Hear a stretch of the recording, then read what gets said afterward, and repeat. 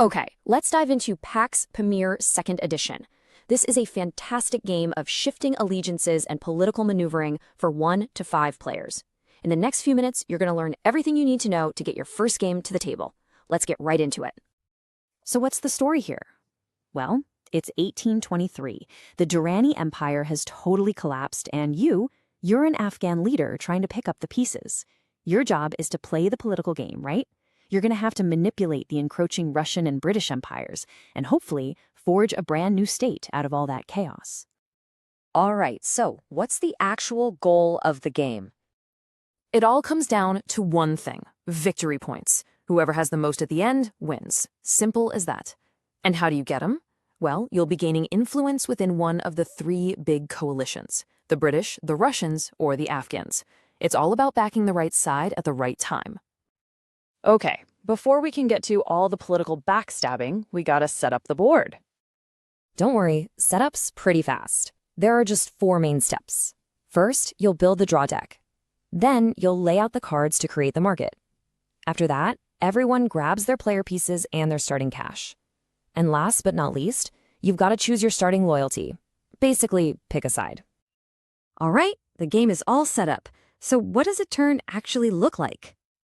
It's super straightforward, actually. On your turn, you do 2 things. First, you take up to 2 actions. And second, you do a quick cleanup phase. That's it. Then it's the next player's turn. So, about those actions, you've always got 2 basic moves you can make. You can purchase a card from the market, you just pay what it costs and add it to your hand, or you can play a card from your hand. When you do that, it goes into what's called your court. So what's this court? It's just the row of cards you've played out in front of you. You can think of it as your own personal engine, right? It's your collection of allies and assets. This is where all your power and, more importantly, your special actions come from. Now, those cards in your court, they give you all sorts of powerful new actions, things like tax or battle. Normally, you can only use 1 action from each card on your turn. But, and this is super important, if a card's suit happens to match the current favored suit, that action is a totally free bonus. It doesn't even count as one of your 2 actions for the turn. Huge. Okay, so we know how to take actions. But how do we actually get those victory points we talked about? Well, that brings us to the most important moments in the entire game: dominance checks. So with all these actions you're taking, how do they actually turn into victory points? It all boils down to these special event cards called dominance checks. Okay, so there are 4 of these dominance check cards mixed into the deck, and whenever one of them gets purchased from the market, everything stops. The game literally pauses for a scoring round. This is the big moment you've been building towards, where we see whose plans paid off.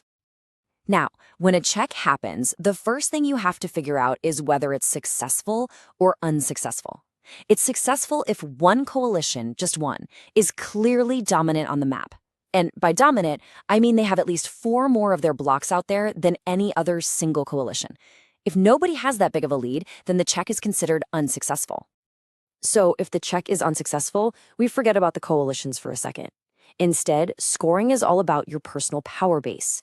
You just look at which player has the most of their own pieces, that's your spies and tribes, on the board. The player with the most gets 3 victory points, and the player in second place gets 1. But if the check is successful, things are totally different. In this case, only the players who are loyal to that one dominant coalition get to score any points at all. Points are given out based on who has the most influence with that coalition. First place gets a huge 5 points, second gets 3, and third place gets 1. You can really see how hitching your wagon to the right coalition can pay off big time. Okay, scoring points is awesome, but how does the game actually end? Well, there are 2 ways you can win. The first way is a sudden victory.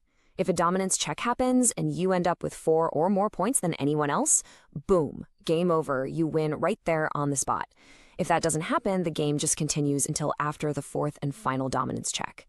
At that point, whoever has the most points is the winner. All right, before I let you go, there is one really, really important tip I have to give you. This rule can completely change the game, so listen up. This is called the overthrow rule, and you have to remember it. Here's how it works. If an opponent ever removes your very last tribe from a region on the map, you have to immediately discard any cards in your court that belong to that same region. Your power on the map is directly tied to your political cards. It's a brutal rule, but it's a game changer. Don't forget it. And that's pretty much it. You now know the basics of how to play Pax Pamir 2nd Edition. The only real question left is, are you going to be the one manipulating the great powers, or are they going to be the ones manipulating you? Good luck and have fun.